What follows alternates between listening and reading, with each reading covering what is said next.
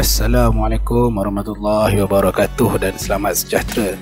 Hari ini kita akan sambung sesi pembelajaran kita dengan tajuk baru iaitu Kawan Baikku. Jadi seperti yang murid tahu, objektif pembelajaran kita ialah membaca dan memahami perenggan dan petikan. Jadi apakah yang dimasukkan dengan petikan dan perenggan? Selepas ini cikgu akan terangkan. Baiklah murid-murid, sila rujuk buku teks muka surat 23. Mari kita baca petikan ini bersama-sama. Tajuknya Kawan Baikku. Rahisin kawan baik Yahya. Dia berasal dari Sabah. Bapanya bernama Zakwan, ibunya bernama Rusila.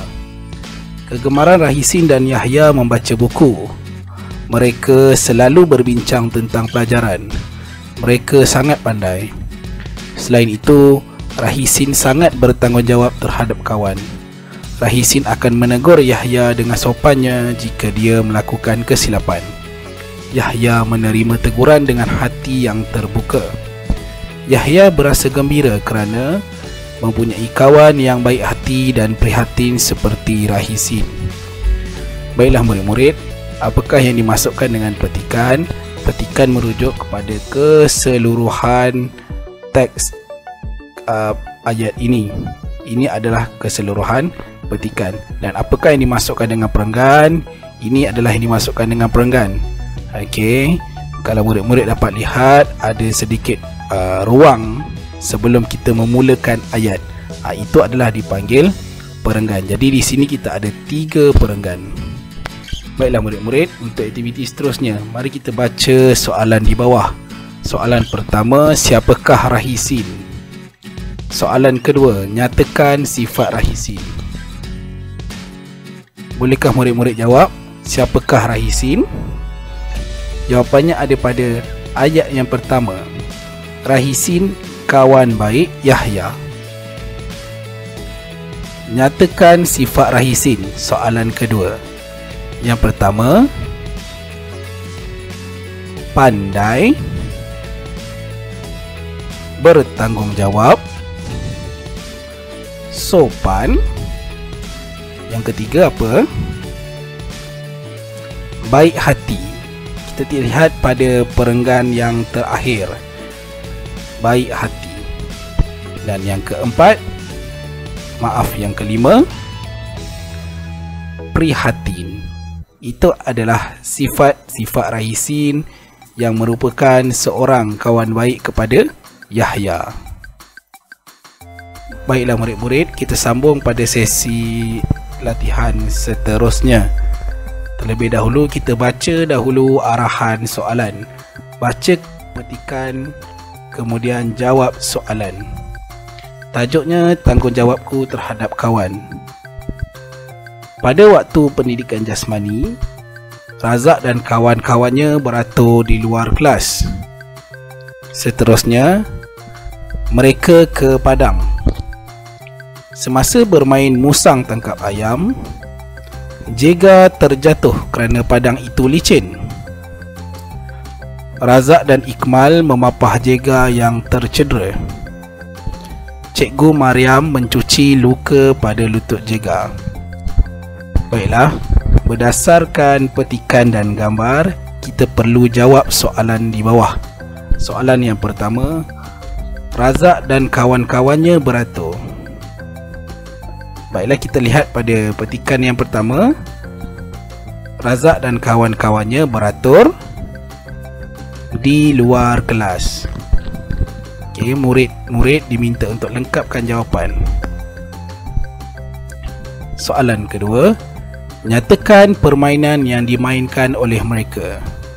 Jawapannya ada pada petikan kedua. Mereka bermain permainan musang tangkap ayam. Soalan ketiga, mengapakah mereka memapah Jega? Kita lihat pada petikan ketiga. Mereka memapah Jega kerana tercedera ketika bermain. Soalan yang keempat, Siapakah yang mencuci luka pada lutut Jega? Terlihat pada perenggan keempat, Cikgu Mariam yang mencuci lutut Jega. Baiklah, kita sambung untuk aktiviti seterusnya. Baca dahulu arahan. Baca petikan, kemudian jawab soalan. Tajuknya, Sayangi Kawan. Mari baca bersama-sama dengan cikgu. Pada suatu hari, Ramlah membaca buku cerita yang baru dibelinya. Si Putih, kucing kesayangannya, duduk di sisi dengan manjanya. Tiba-tiba, si Putih mencakar kulit buku cerita itu. Ramlah amat sedih apabila melihat kulit buku ceritanya terkoyak. Walau bagaimanapun, dia tidak memarahi si Putih. Pada petang itu, Fatihah ke rumah Ramlah. Dia hendak berbincang tentang kerja sekolah. Fatihah terlihat Ramlah bersedih semasa dia sampai. Selepas Fatihah mengetahui punca kesedihan Ramlah, dia membantu Ramlah. Fatihah mengambil kertas warna yang cantik. Dia membalut kulit buku cerita Ramlah. Ramlah gembira apabila melihat buku cerita itu menjadi cantik. Fatihah tersenyum ceria. Murid-murid, soalannya ialah jelaskan sikap Fatihah. Mari kita sama-sama cari jawapan. Fatihah terlihat Ramlah bersedih semasa dia sampai. Berdasarkan situasi ini, kita dapat jelaskan sikap Fatihah. Seterusnya, dia membantu Ramlah.